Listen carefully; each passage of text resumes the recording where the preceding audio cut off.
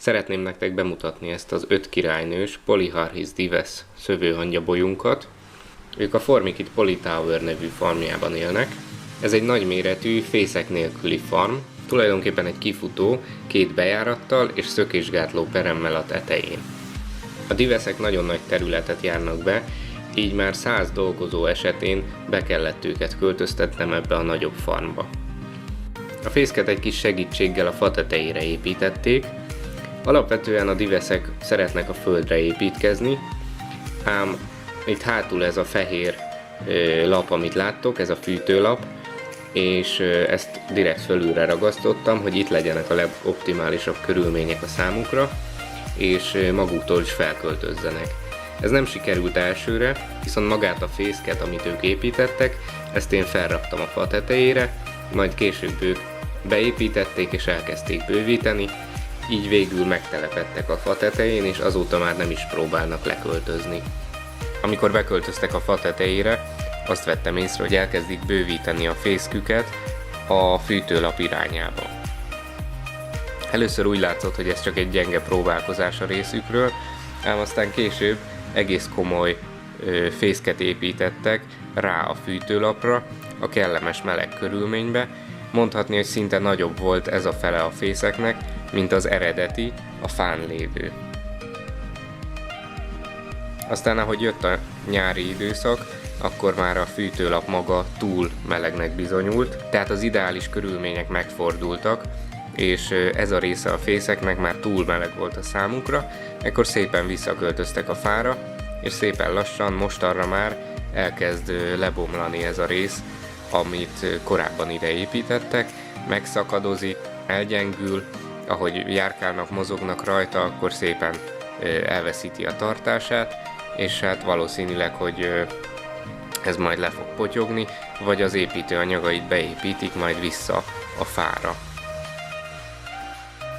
A párásítás általában 60% körül van, ezt vízzel töltött kémcsövekkel biztosítom, amiket a farm aljára teszek. Ezek folyamatosan párolognak, és mivel maga a farm egy viszonylag zárt tér, ezért megreked benne a pára.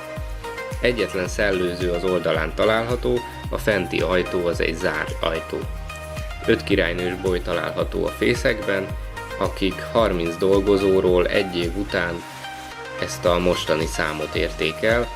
Hát csak becsülni tudom, hogy olyan 3-400-an lehetnek. Nagyon érdekes látványt nyújt maga a farm. Órákig lehet nézegetni, hogy föl alá járkálnak a fán, a köveken és a különböző dolgokon.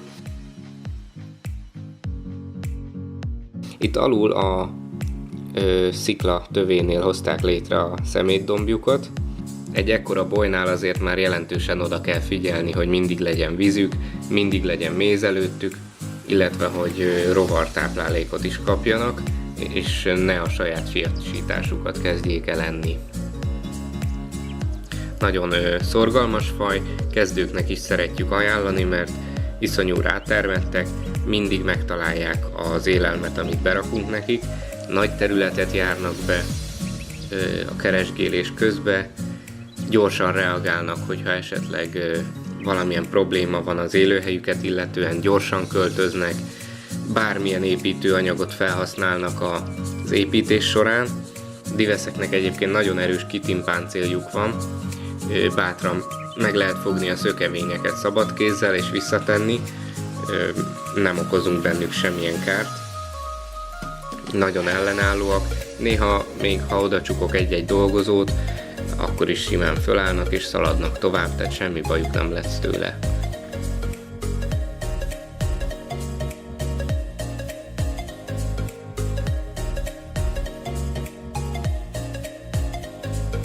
Nagyon érdekes az is, hogy milyen harmonikusan és dinamikusan képesek fejlődni.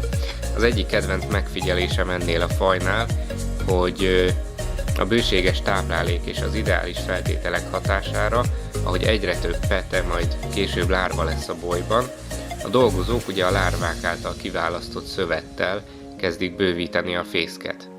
A lárvákkal hoznak létre újabb kamrákat, hogy mire ezek a lárvák bábbá alakulnak és kifejlett dolgozóvá, addigra már a fészkük sokkal nagyobb, mint korábban. Tulajdonképpen a lárvák hozzájárulnak a saját jövőbeli lakóhelyük megépítéséhez. Nagyon érdekes, hogy így képesek bővíteni az élőhelyüket.